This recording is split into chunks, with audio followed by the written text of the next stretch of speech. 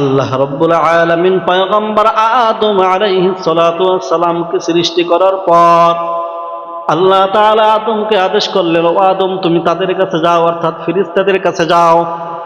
ফেরেশতাদের কাছে গিয়ে তাদেরকে তুমি সালাম দাও। কি দিতে বলছেন?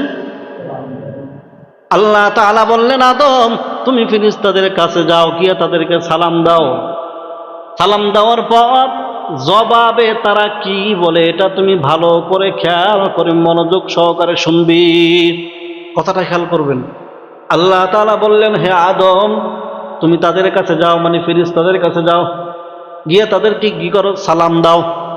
সালাম দেওয়ার পরে তুমি ভালো করে খেয়াল করে মনোযোগ সহকারে শুনবে তারা জবাবে কি বলে।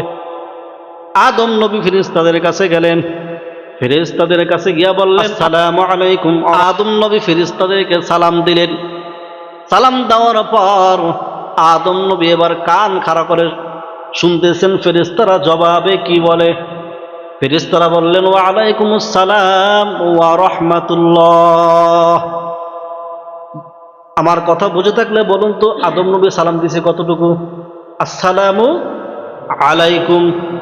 আদম নবী শুধু বলছেন আসসালামু আলাইকুম, আর জবাবে ফেরেশতারা বলছেন ওয়া আলাইকুমুস সালাম ওয়া রাহমাতুল্লাহ।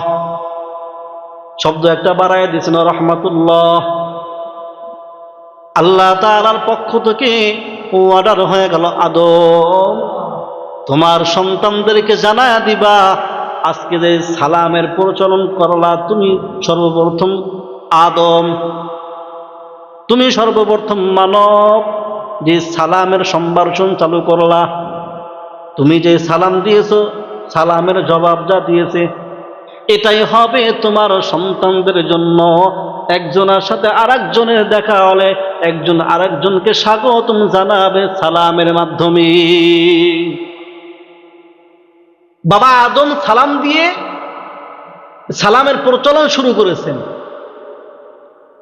তাহলে সালাম যিনি দিবেন, এখানে আরেকটা কথা, সালাম যিনি দিবেন তার থেকে যিনি জবাব দিবেন তার জবাব দেওয়ার মাধ্যম, জবাব দেওয়ার ধরনটা আরো উত্তম হওয়া চাই।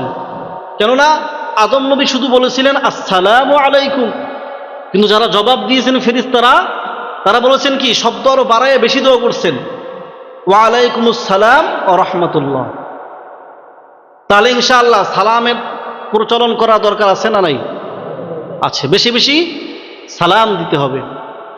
قال النبي صلى الله عليه وسلم, নবীজি সাল্লাল্লাহু আলাইহি ওয়াসাল্লাম বলেন, আসসালামু ক্বাবলাল কালাম, ও আমার উম্মতের আগে তোমরা সালাম দাও, এরপরে কথা বলো। এক মুমিন মুসলমান আর এক মুমিন মুসলমানের সাথে যখন দেখা হবে, সাক্ষাৎ হবে, সর্বপ্রথম সালাম দাও, এরপরে কথা বলো। আমরা করি উল্টা, আগে ডাক দেই, কেউ মাতবর সব ভালো আছেননি, আসসালামু আলাইকুম। নবী বলেন, না উম্মতেরা, আগে তোমরা সালাম দাও, এরপরে তোমরা কথা বলো। আসসালামু ক্বাবলাল কালাম, আগে সালাম পরে হবে কালাম, কথা। এক মুসলমান আর এক মুসলমানের সাথে দেখা হলে সালাম দিবে, এটা হলো মুসলমানের 1 নম্বর হক। আজ আমাদের ভিতরে সালামের প্রচলন নাই। বাবা সন্তানকে সালাম দেয় না, সন্তান বাবাকে সালাম দেয় না, স্ত্রী স্বামীকে সালাম দেয় না, স্বামী স্ত্রীকে সালাম দেয় না, ভাই বোনকে সালাম দেয় না, বোন ভাইকে সালাম দেয় না।